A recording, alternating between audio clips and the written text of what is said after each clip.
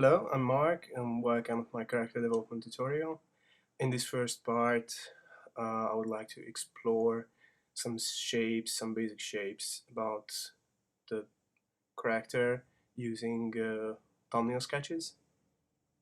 So in this case, I'm just using a simple round brush with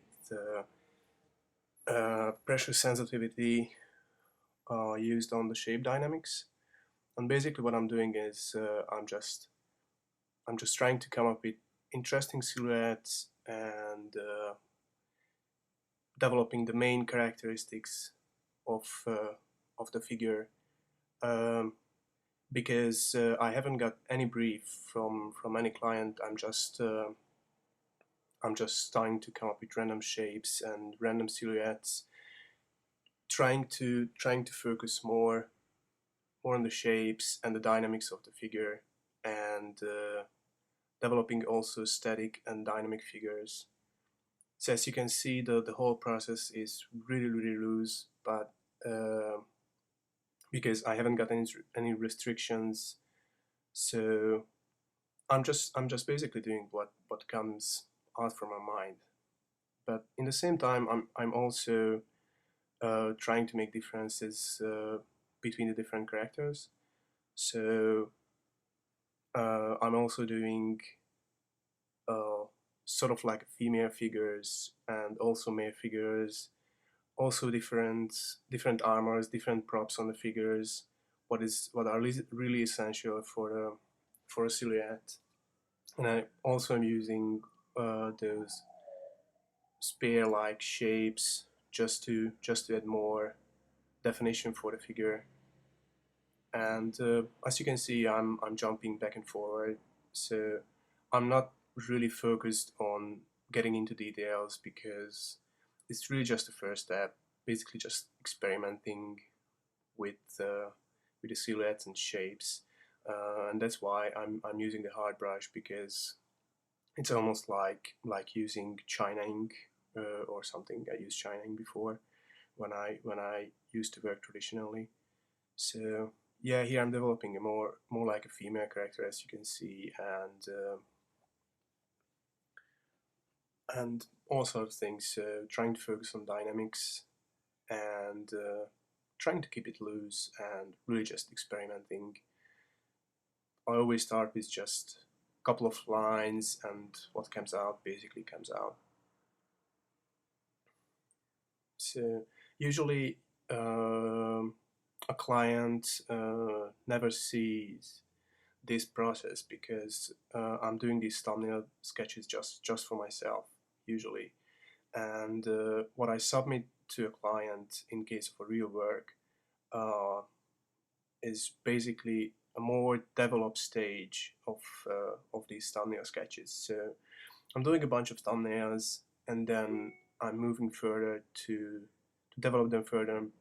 I picked the most interesting three or four, develop those further, and then submit those to the clients, because it's much easier to pick them from three or four variations than if you submit them for, like, say 20 or something. As you can see, I started to to get into more details. What I'm using is basically a 50% gray, and what I'm doing is just defining a bit more the shapes, a bit more the accessories, the clothes, uh, almost like putting highlights onto the character and adding them a bit more definition. But I'm also doing this really loose, so I'm really trying to focus just on the general feel of each thumbnails, and what I can imagine how that character could look like, uh, defining the pose more, and just suggesting the armor pieces or accessories, jewelries, clothes, or whatever you can imagine into the thumbnail, just to strengthen the pose and the thumbnail itself.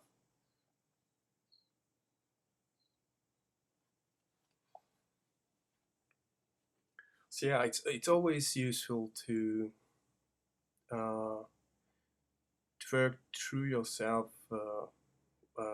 this thumbnail project, because you are really just developing ideas, and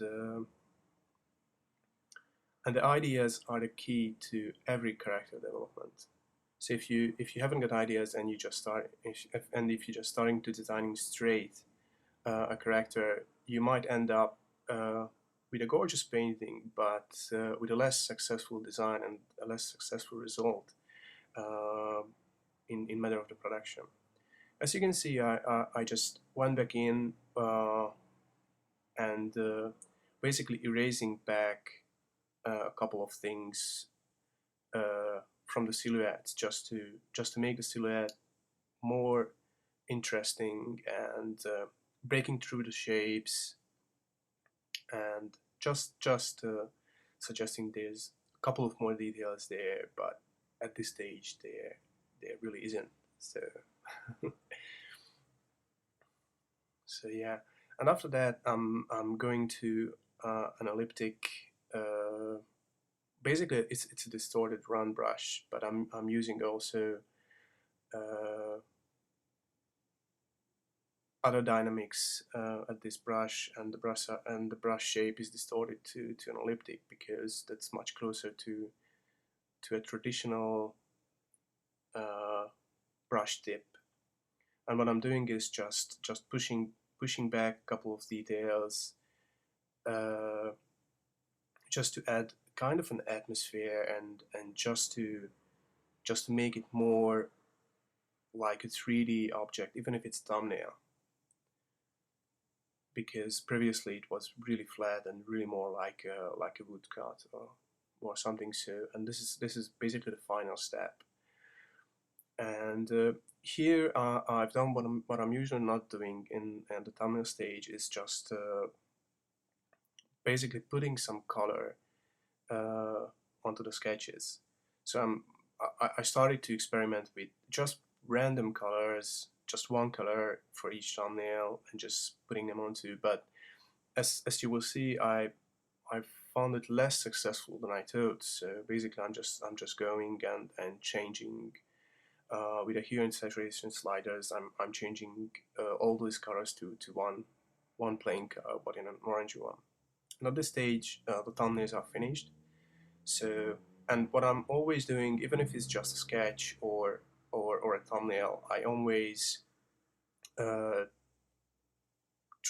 trying to develop some kind of background to make it more like a presentation piece, because you never know what you should present to the client. So it's always good to make that minimal extra effort to look the whole piece a bit more interesting, because it's not just for yourself, it's for the client or for the art directors as well. So basically what I'm doing here is just dropping a loose background, popping up the characters, and adding a bit of texture to the background, but really loose, really minimal. And basically that's it. I'm just numbering the characters, so the client, so it's easier for the client to pick the ones what they want, and that's it. Sign and done. So thank you for watching, and see you at part 2.